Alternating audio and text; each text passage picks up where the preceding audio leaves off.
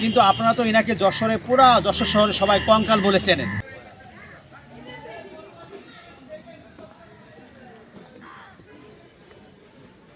تقبل منا إنك أنت السميع العليم وتب علينا يا مولانا إنك أنت التواب الرحيم يا رب العالمين। সুপ্রিয় দর্শক, সবাইকে প্রীতি জানাচ্ছি, শুভেচ্ছা জানাচ্ছি।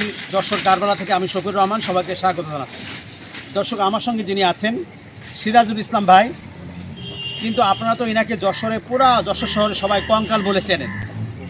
এই যে কঙ্কাল শব্দটা বলেন, কারণ এই শব্দটা আসলে শুনলে আমাদেরও ভয় লাগে, কারণ যেহেতু কারবালা থেকে বলছি, এখানে কারবালায় এখানে লক্ষ লক্ষ মানুষের কবর এখানে দেওয়া আছে, এবং এই লক্ষ কবর দেওয়ার আপাতত যিনি প্রধান বলা যায় তিনি হলেন সিরাজুল ইসলাম ভাই। সিরাজুল ইসলাম ভাইয়ের নেতৃত্বে এখানে কবর খোঁড়া হয়, এই সেবাটা ইনি দিয়ে থাকেন।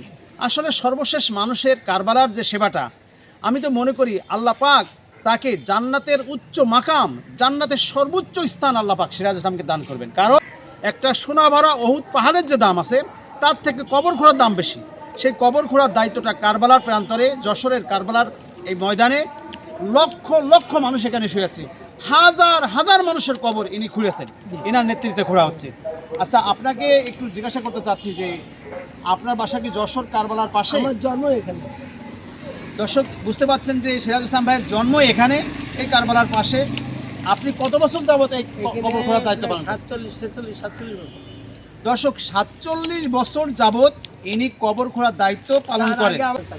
আপনার দুটো সন্তান এখানে কবর খোঁজার কাছে আছে। আল্লাহ পাক যেন আপনার সন্তান সহ, আপনাকে সহ, আপনার পিতামাতা সবাইকে জান্নাতের উচ্চ মর্যাদা এই সেবার কারণে দান করেন। সবাইকে পথে প্রান্তের অনুষ্ঠান থেকে শফিউর রহমান বিদায় জানাচ্ছি। আল্লাহ হাফেজ, আসসালামু আলাইকুম।